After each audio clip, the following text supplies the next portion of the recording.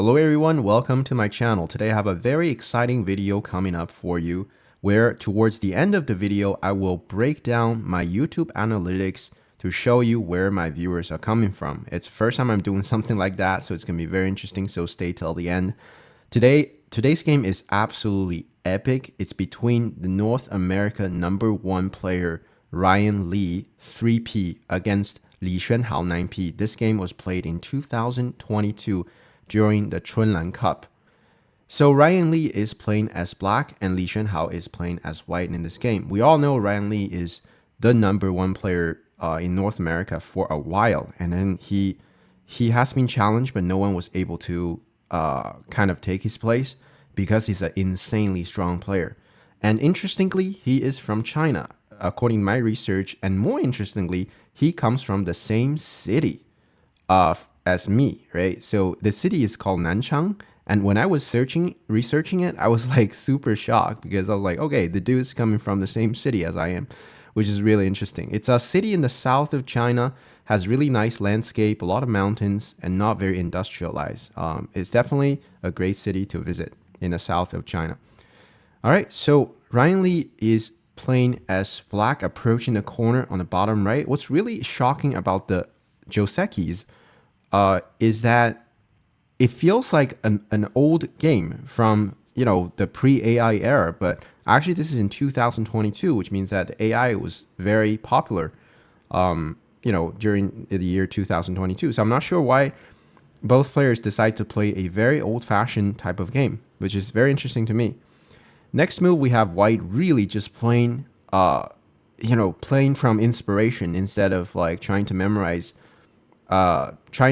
theory from AI, right? You can see that Li Xuanhao's move is very creative. I really love this move. He's looking at many things, right? It's looking at the next move. For example, if black plays somewhere else, white can think about jumping like this. White can think about attaching into black's corner, and this move is definitely going to assist the fight over here. White can also look at a move like this, right? Invading here, but you can see that the stone is also assisting. So it's a preparation move from white that aims at all kinds of threats, and black cannot defend all of them. So in the actual game, black decides to actually just tanuki here because black doesn't know what to do. Therefore, why not just attack white instead? Very nice idea. In the actual game, white did not play the invasion. Rather, white has to deal with the invasion first. So white plays the 2-space extension. That's very natural, protecting our corner, pinstering our opponent. A must-play move. Black now plays the invasion here. So it's trying to cut white off through here and start a fight. White attaches. Black now jumps on top. Ryan Lee was definitely worried about if black plays the most natural move, white will simply extend out, and this is an elephant eye. So the more black plays over this direction, the more hurt that this stone would become. So black follows a good direction of play by not responding to white. White extends, and black simply plays the Keima to get back. White attaches, and black plays the Hane on the second line. Black can also play the wedge, but in this case, white will just Atari. Black connects, white connects. Yes, black is able to claim the territory in the corner, but at what cost, right? White got really thick on the outside, and there's a very fierce fight. And now white can play the most fierce move against black by jumping on the second line, preventing the connection, attacking both groups. Now, because white has invested over here, that means that black's outside stones will suffer. So Ryan Lee did not want this to happen. Although it doesn't necessarily mean that black cannot play like that. It's just not a situation that Ryan Lee wants to get into. In the actual game, black Hane's on the second line. White plays the double tiger's mouth. Black connects, and white attaches on the third line. I really like this connection here because if black plays the Atari, white connects, and now black connects. Yes, black gained a lot in the corner, but when white plays the attach and white extends, black extends and white connects, we can see that this cut doesn't come with an Atari, and therefore it's a gote. So this makes a huge difference. That's why black resisted the desire of playing the Atari here and just connected like this. White attaches, black extends, white connects, and black now cuts with an Atari, as I mentioned. White connects, black bumps into white, white blocks, black Hane's on top, and now white extends. This looks really good for white because white is extending out by breaking the elephant eye. And at this point, this is a very important decision point for Ryan because so when you are reviewing a game, it's very easy. You just press on the next button. But for the players actually playing this game, especially in the Chun Cup, where it's a very serious tournament, and Ryan Lee has previously lost to Li Xuanhao, so he really wants to win this game back. This is a very serious situation. So Black definitely have thought about saving the stone here because this is a lot of territory, right? If for any player to give up this stone is very tough. But if Black plays the attach, what's going to happen is White's going to turn on top. So by turning here, White gained a lot of profits in the center, and now White can come back and deal with Black's attaching stone. Black turns on top, White will just answer, and Black extends, White extends. And here, if Black cuts, White can simply extend towards the bottom. And now Black has to figure out how to get out, right? There's probably a way, but Black is gonna escape at a cost. For example, if Black connects, White jumps, and Black has to use different kinds of Tetsujis to get himself out. This is still playable for Black, but very difficult. So Ryan Lee definitely has thought about this for a while because it's so normal for players to hesitate here, right? And eventually Ryan Lee decided to go for a very generous type of variation where Black just sacrificed the stone over here. Of course, it hurts feelings to lose this amount of territory, but Black was able to gain some compensation by building a giant center, and now Black takes initiative to attack White's stone over here. So far, so good. Ryan Lee hasn't made a mistake so far, and the game is still very playable for both sides. Maybe slightly better for White, but if White doesn't play precisely, White can lose the advantage at any time. White now jumps, Black blocks on the third line, and now White attaches into Black's corner. Black honeys, White extends, and here Black doesn't really want to just protect the corner and allow White to do this kind of stuff and just come out, and White is all connected and Black's moyo is just broken.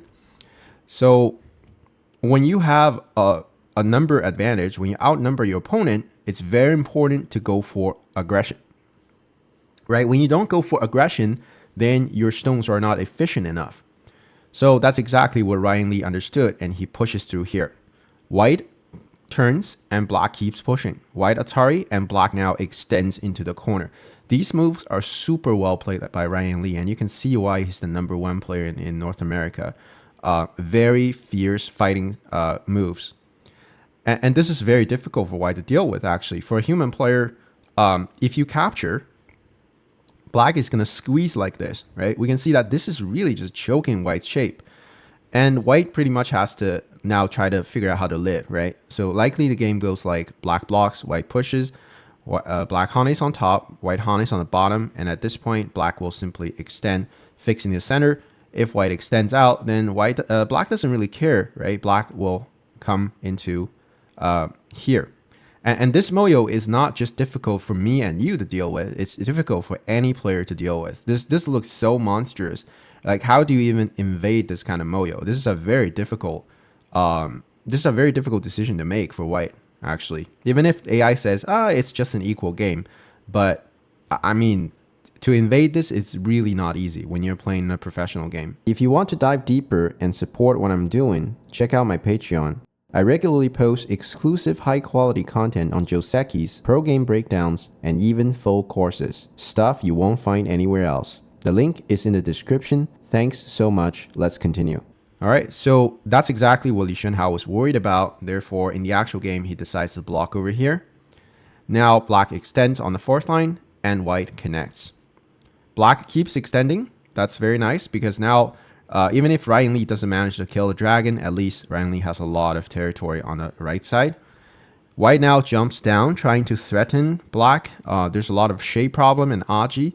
And the next move is the first inaccuracy, a very clear inaccuracy from Ryan Lee that I have seen so far, which is very impressive already.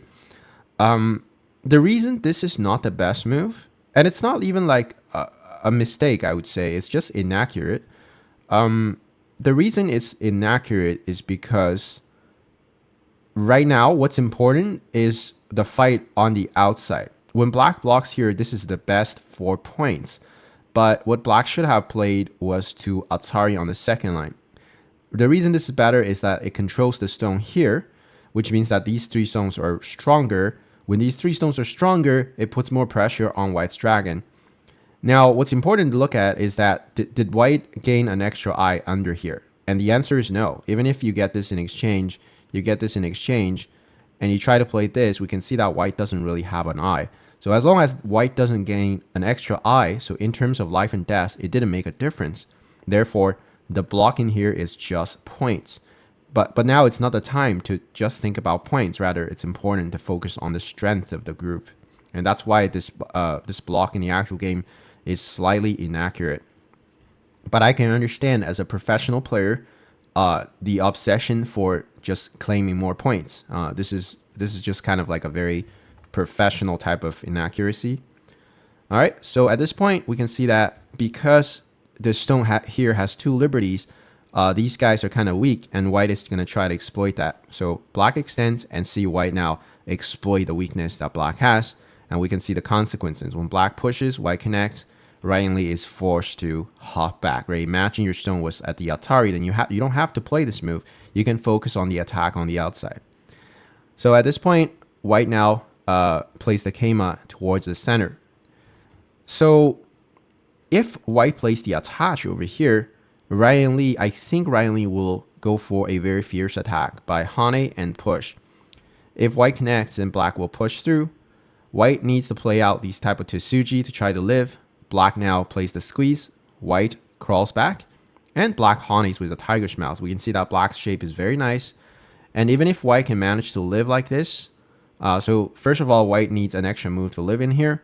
But we can see that black's shape on the outside is excellent, right? So with this type of shape, black has a lot of value. So even if white dragon has no problem, white probably won't live here right away. White probably will jump towards black's moyo. We can see that black gained a lot of compensation from here, right? Black can think about invading the corner right away to cause problems for these 2 stones. So the game would still be a very long game. So that's what Li Xuanhao was worried about. That's why he did not try to get out through this direction. Instead, he played a Keima in the center. And at this point, Ryan Lee decides to seal this exit from white. White connects, and black plays the extension, completely getting rid of any problems over here. And now white jumps.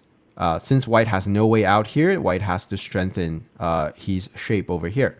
So at this point, black turns, white Hanes, black captures, and white connects in the center. Black now plays the move in the center, right? Black cannot just focus on some tiny territory over here because white will simply hop out. And that's terrible for black because white is out and the moyo is gone. So, and this amount of territory that you kept, it's not gonna make it. So at this point, black has to attack. That's the correct direction of play. White attaches, black Hanes, and now white extends down. That's a very aggressive move. So the idea is obviously white is looking at the bamboo over here and try to kill black's group over here, and therefore Ryan Lee decides to defend.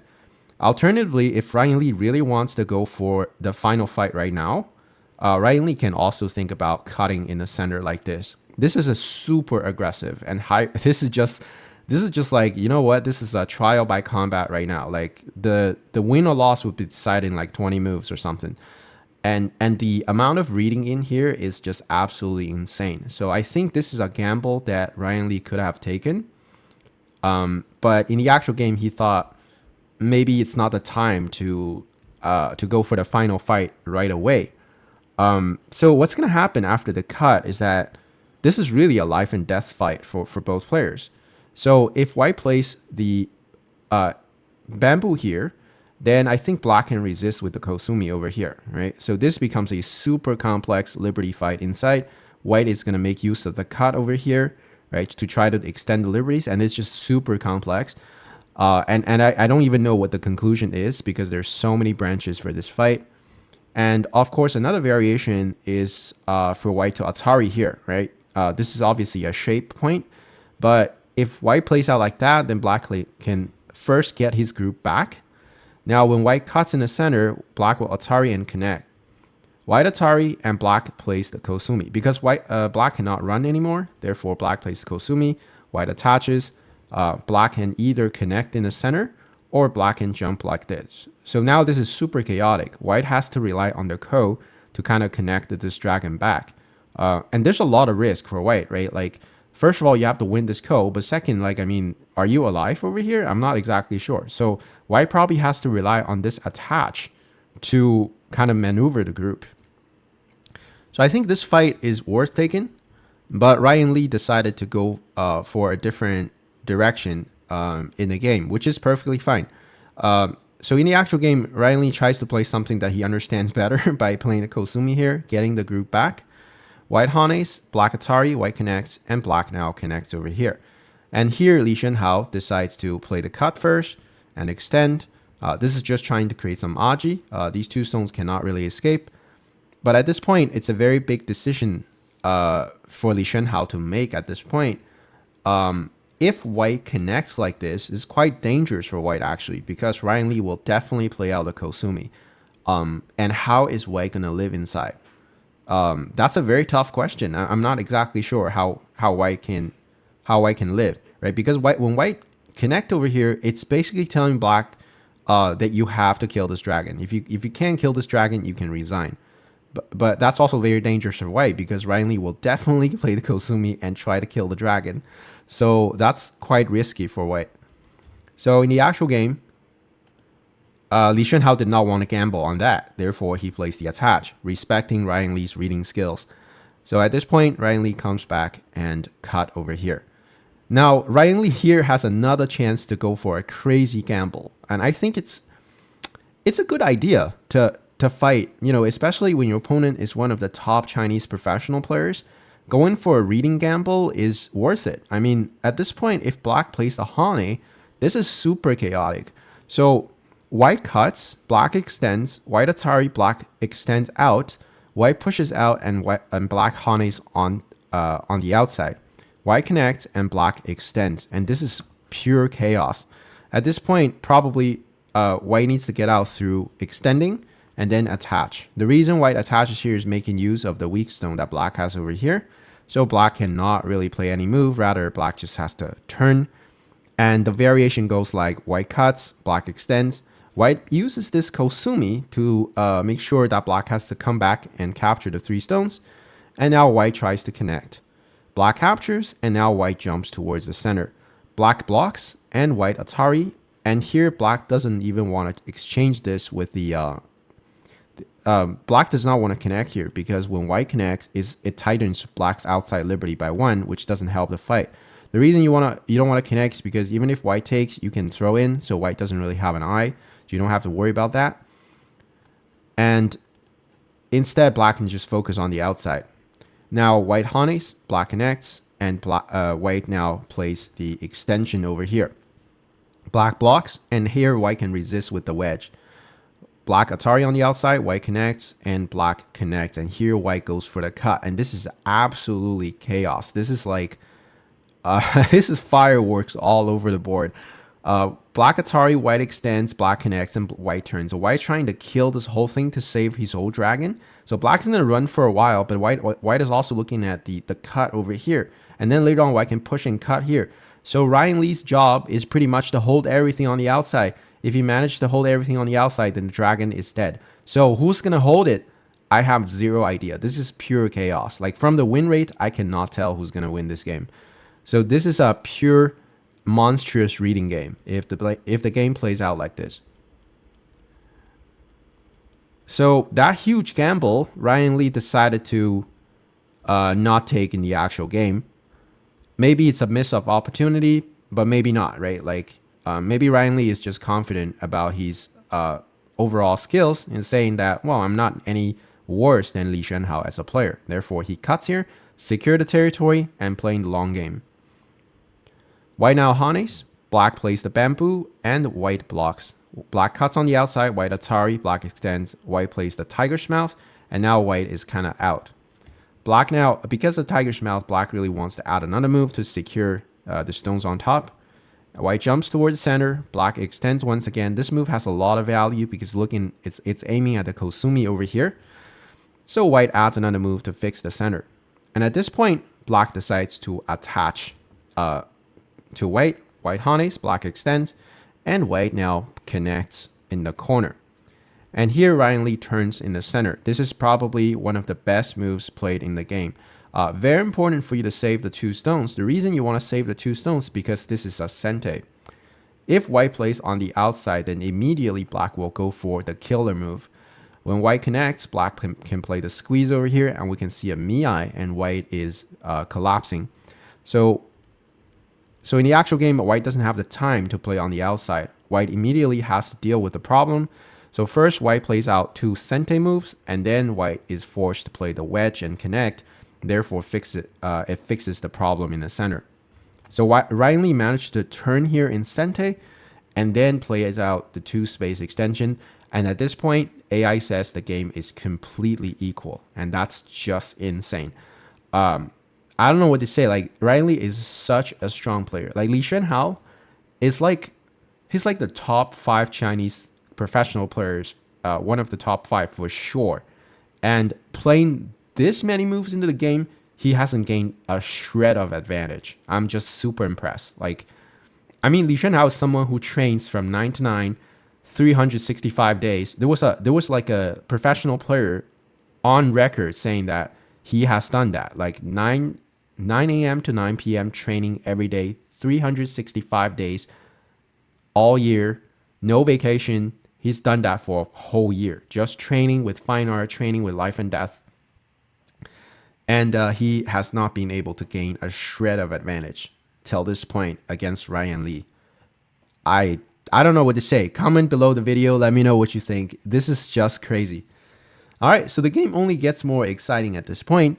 Next up, we have white peeping on top, and black blocks, and white now kicks in the corner, securing the corner territory. Black extends on the second line, and now white plays the hane in the center. This is a very nice Tsuji. The idea is that if black jumps towards the outside, which is usually the most efficient move to play, this is a little dangerous for Ryan Lee because white can push and cut and then go for a kill, right? Because white was able to cut off, we can see that white can actually play the Atari as a sente, or white can even extend here. Looking at the flip Atari, likely black needs to add another move to prevent that, and now white can go for the kill. We can see that white already cut off the exit through here, so Ryan Lee has to figure out how to live this group over here, and it's not very easy. So that's of course something that black should worry about. Therefore, black plays the proper move to try to just deal with it without giving white too many stones over here. White still plays the Keima. That's always a very important move to get rid of the black's eye space.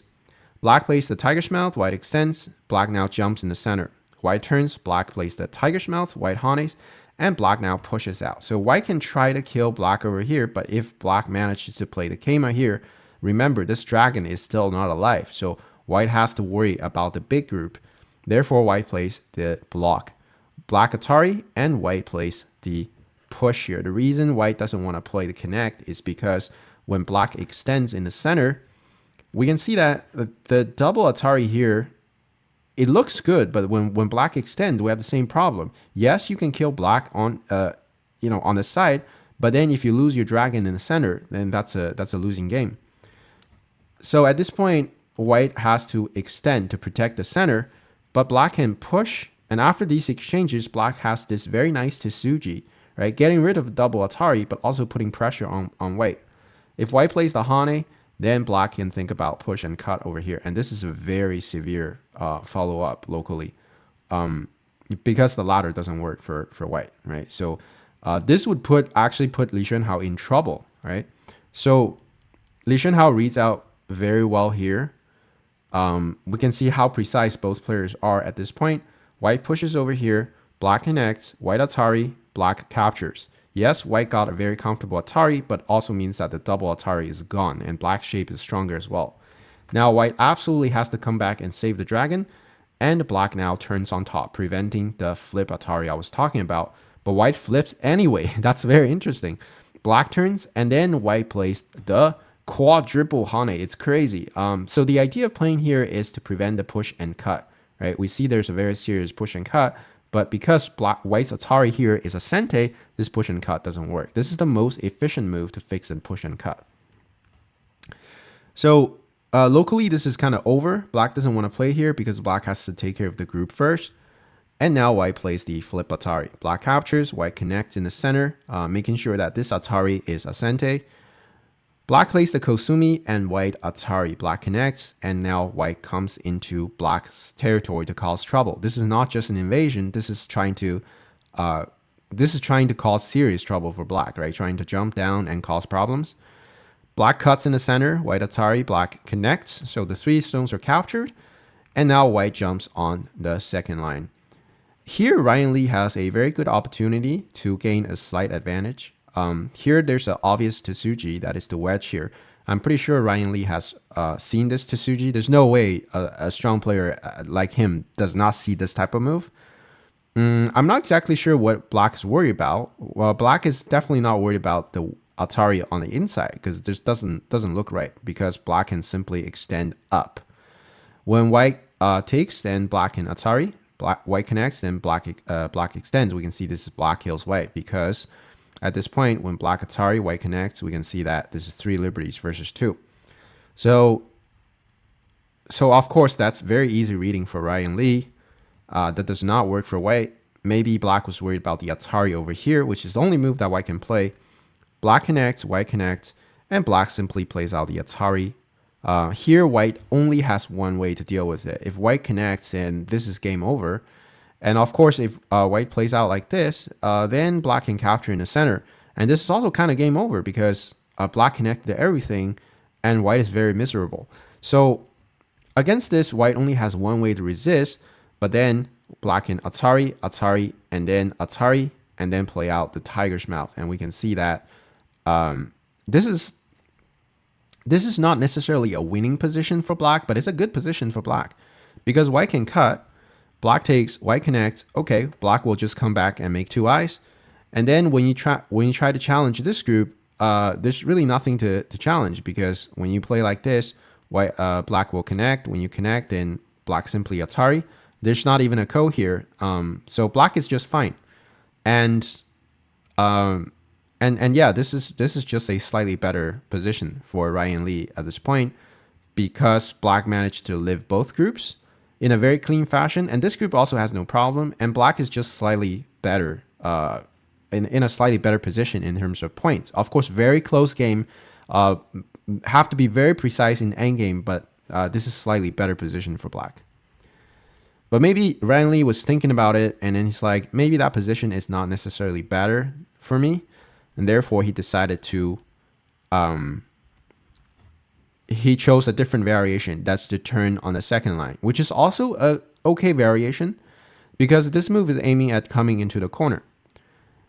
And now white peeps, black connects, white comes back to play the tiger's mouth. That's a very important move, fixing all the weaknesses, making sure the wedge doesn't exist anymore.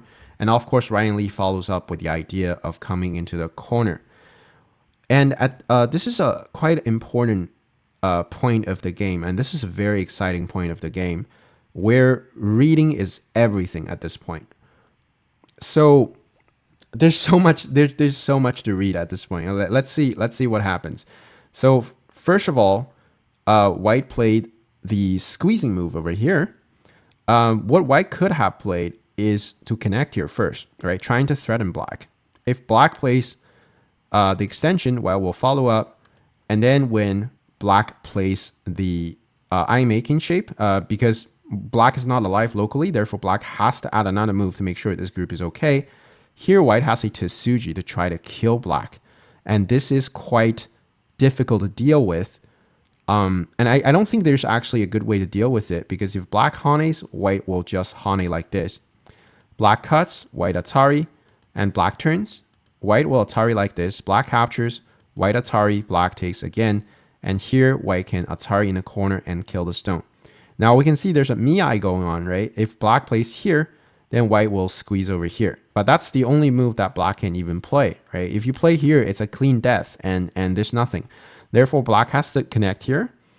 And here, white should not rush to kill black because there's a very serious wedge. And therefore, white will turn over here first, preventing the wedge, letting Ryan Lee live. But then white can cut over here. Black captures, white connects, and black lives. So black managed to live both groups with 2 eyes, so 4 points in total. Well, the plus this thing is well, not 4 points, but you can see there's 2 eyes. And at this point, white will Atari and then jump. We can see that white gained quite a bit of territory over here. The result of this is that this is a leading game for Xuanhao. So Ryan Lee read out that variation. Well, I don't know if Ryan Lee read out that variation or not in the actual game. But basically, this is what. But Li Xuanhao did not read it out. That's for sure, right? Like Li Xuanhao should have connect here, threaten the life and death, and then try to kill the corner and lead to that variation. In the actual game, Li Xuanhao choose a different way to deal with the corner. Of course, Ryan Lee blocks right now. White clamps, black pushes, and white clamps once again. And Ryan Lee plays the Atari. That's a very intuitive move. And at this point, white plays out the squeeze over here, preventing the wedge. The wedge is always a problem. Ryan Lee plays the Kosumi. White connects. And at this point, even I am super confused still. I haven't figured it out, but I feel like this is the most important point in the game. So far, throughout the game, Ryan Lee probably made the only inaccuracy in the corner, but later on, Li Xuanhao also made a few inaccuracies here and there. The game swings back and forth, completely equal and super chaotic.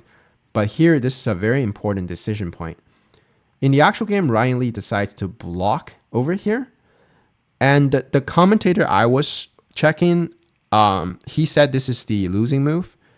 But I do not actually agree. And I don't know what the losing move for Ryan Lee is, actually. I think Ryan Lee is right. And this shows you how strong Ryan Lee is, right? Even if the commentator, he's not professional.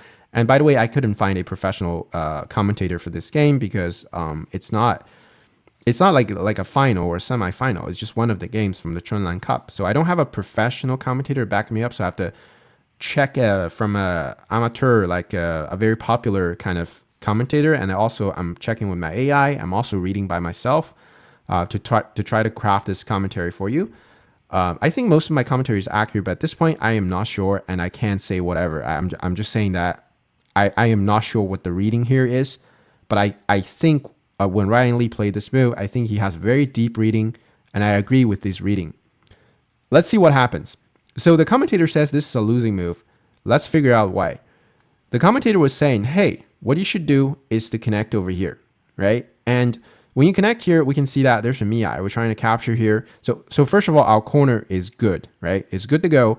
We live with some points, and this is a huge loss for white. So white is going to try to kill black over here. So white is going to cut. Black captures, and here white goes for the kill, right? Ryan Lee was worried about this particular variation, which I think he has all the reasons to worry about it, because when black connects through, white cuts, there's a fake eye. Black only has 2 eyes, and how does black live in here? I have no idea. It looks like a small area, but I can tell you this is a 9-dem professional life and death problem. I can spend an hour trying to read it out. I'm not able to do it. This is so complicated in here, especially with this unsettled. White doesn't have the Atari here. White can also extend, right? Keep that in mind. So very complicated in here. And I think Ryan Lee actually read it out correctly. Now let's see what the commentator said. The commentator said, hey, you can just Kosumi here. White plays this move to block your connection, and black can play out the Kosumi like this. Now what's going to happen? White squeezes. Black Hanes, white Atari, black connects, and here white has a Tsuji. Yes, absolutely no problem. It's a great Tsuji, but it doesn't really kill black. Black can just answer. White squeeze Atari, black captures, white connects over here. That's a must-play move, and now black has a Tsuji to get home. If white blocks, black will simply squeeze over here, and there's absolutely nothing. Black just live with an extra eye over here. If white extends black Atari from behind, you can't even capture the 6 stones over here, right? This is connect and die. We can see that. So this line obviously does not work for white, but I think he was using like some sort of really trashy AI because my reading tells me that white doesn't have to play here. White can resist over here.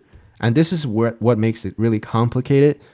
And I really don't think that this was the losing move, but maybe it is, right? Maybe he has, I don't know what AI he has. But if white resists here, how is black gonna escape here? I don't see it. Okay, so the best I can read is that. So first of all, I have an AI, and and that AI is not working, right? Like at this point, that AI is just like, okay, this blows my mind. I don't know what is going on. I can't read it out, so I have to read it out myself. I only see black turning here. Okay, so when white connects, black will play here. Maybe my reading is wrong. But let me know in the comment section. Here, white's gonna play the Hane. Black Atari, and at this point, I think white Atari over here, okay? And black takes, white Atari. Let's go really slow. And now white will, So at this point, when white plays the Atari, this is already a ko, and it's not avoidable, right? So if black connects, then white will block. You can see that black cannot really connect because there's a stone here.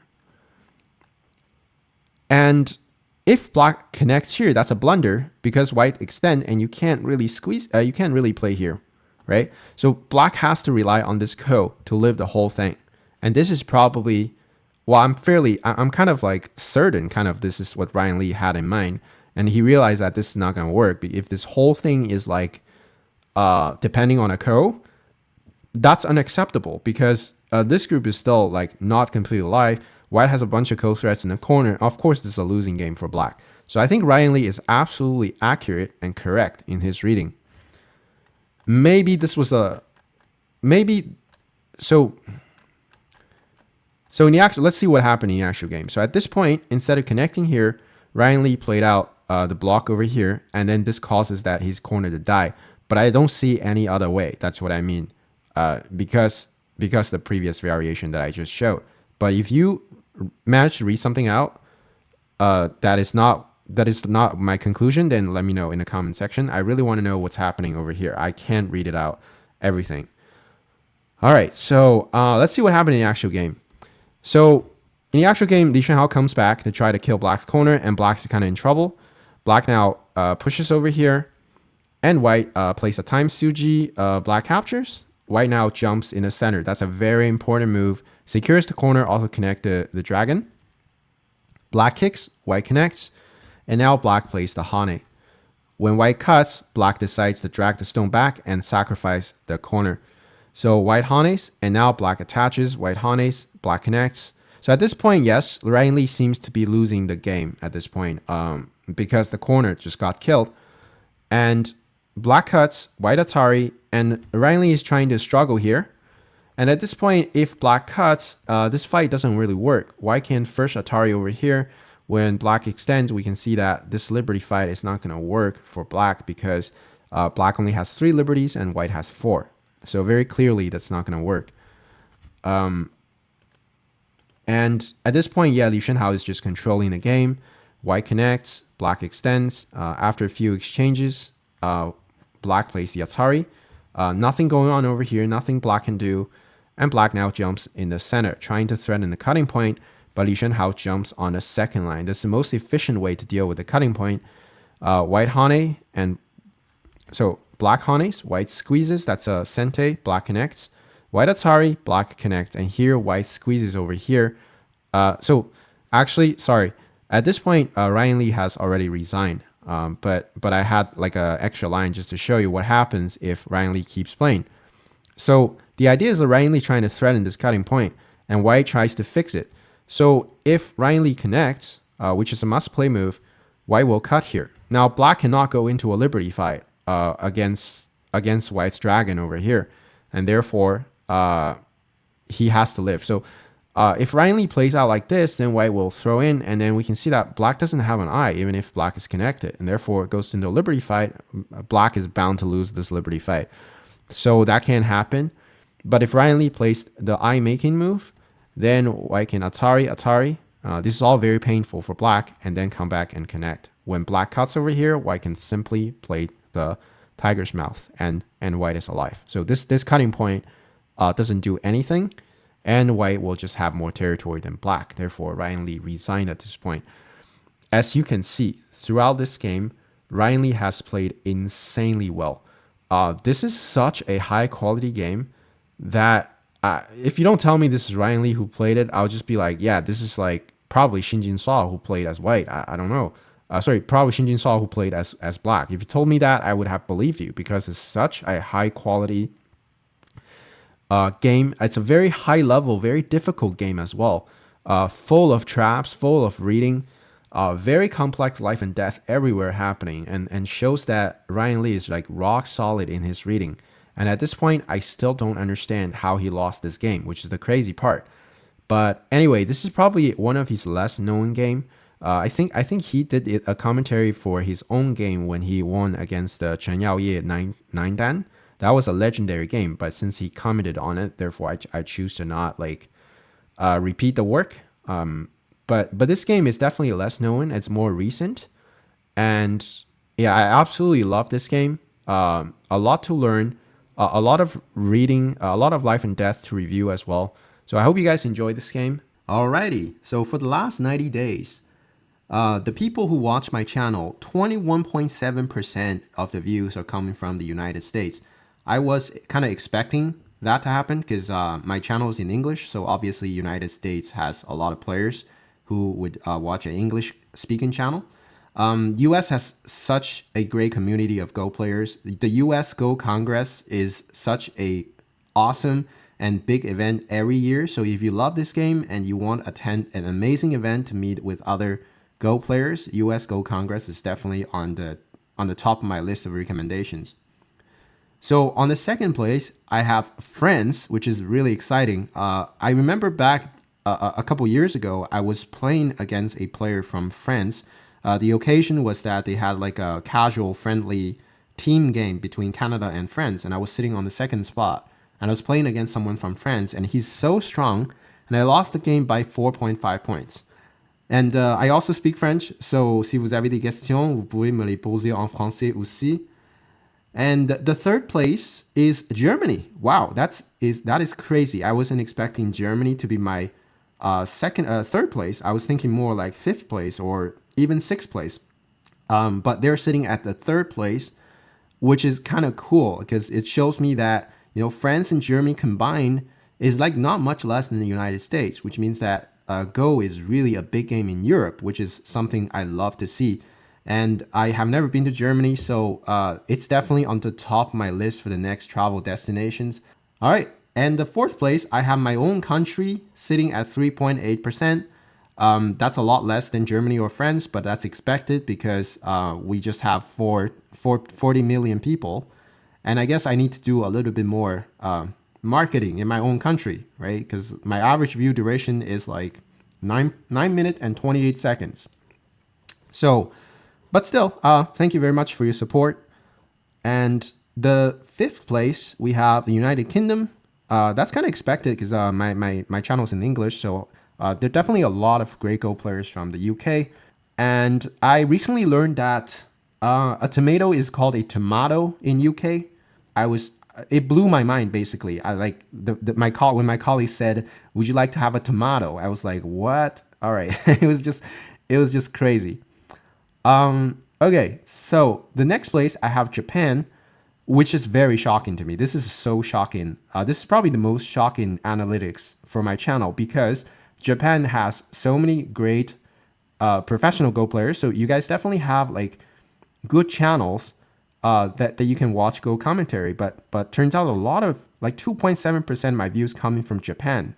So I'm really curious as to why the Go players from Japan are watching a lot more than, for example, people from South Korea, because they're similar in terms of the fact that they both have great professional players commenting. So why tuning into a English speaking channel, right? I'm very, of course, I love to have you here, and please bring, you have some friends who play Go, let them know as well about this channel. I love to have more of you watching my content, but I'm just asking the question, what are some of the other Japanese Go channel? I'm pretty sure there are a lot.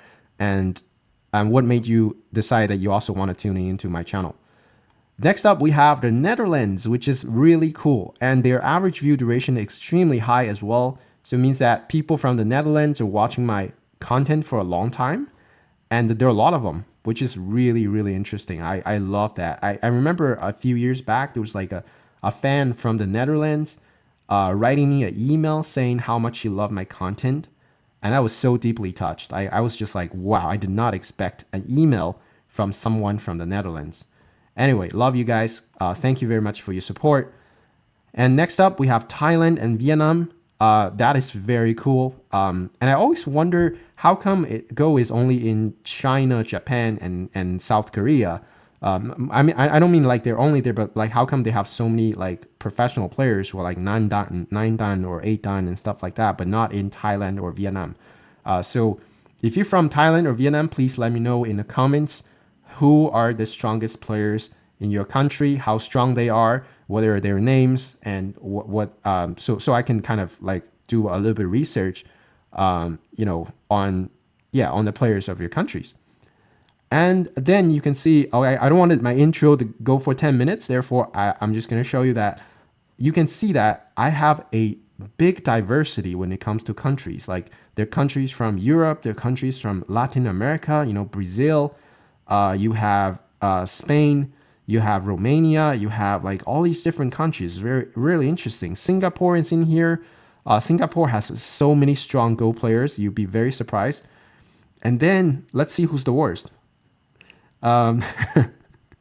The worst country is Norway. No, I'm just kidding, guys. I know. I mean, I don't mean you guys the worst. I just mean that I need to work more on promoting my channel to people from Norway. But you can see that people from Norway, once they start to watch, they watch for a long time. They watch for 14 minutes and a half. That's crazy. This is like higher than a lot of the other countries. Well, Denmark is just crazy. See, Denmark watches for 18 minutes. That is just insane. But Norway still, like some of these countries, they probably don't have that many Go players, which is like, we need to do more work to promote this game in these countries. But once they start watching, oh my God, they become like big fans of your channel, which is absolutely insane.